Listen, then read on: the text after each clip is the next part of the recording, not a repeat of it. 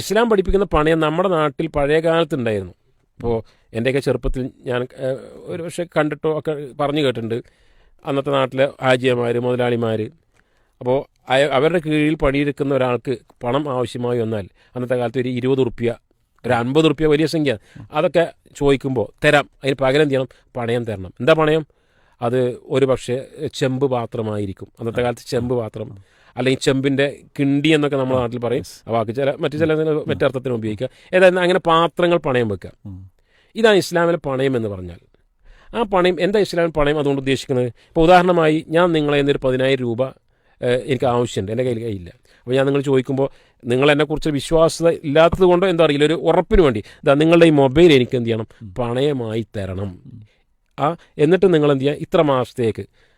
അങ്ങനെ ഞാൻ പണയമായിട്ട് മൊബൈൽ തരുന്നു, നിങ്ങളെനിക്ക് കാശ് തരുന്നു. ഈ പണയം തന്ന വസ്തു ഒരിക്കലും നിങ്ങളത് ഉപയോഗിക്കാൻ പാടില്ല, പണയ വസ്തു ഉപയോഗിക്കാൻ പാടില്ല. മാത്രമല്ല, ഞാൻ ഒരു ആടിനെയാണ് തന്നു വിചാരിക്കുക, ജീവനുള്ള വസ്തുവിനെ, അതിനെ പോറ്റേണ്ടത് നിങ്ങളുടെ ബാധ്യതയാണ്. അതോടൊപ്പം അതിൽ നിന്ന് വരുന്ന പാല് നിങ്ങൾക്ക് ഉപയോഗിക്കാം. എത്ര വിശദമായിട്ട് ഈ കാര്യങ്ങൾ ഇസ്ലാം ചർച്ച ചെയ്യുന്നത്. ഈ പണയ വസ്തു നിങ്ങൾ എന്ത് ചെയ്യണം, ഒരാൾ എടുത്തു കൊണ്ടുപോകാൻ പറ്റാത്ത രൂപത്തിൽ ഭദ്രമായി സൂക്ഷിക്കൽ നിങ്ങളുടെ ബാധ്യതയാണ്. നിങ്ങളുടെ അലംഭാവം മുഖേന നഷ്ടപ്പെട്ടു കഴിഞ്ഞാൽ നിങ്ങളാണ് അതിൻ്റെ ഉത്തരവാദി. അങ്ങനെ സമയമാകുമ്പോൾ ഞാൻ ക്യാഷുമായി വരുന്നു, നിങ്ങൾ പണയ വസ്തു തരുന്നു.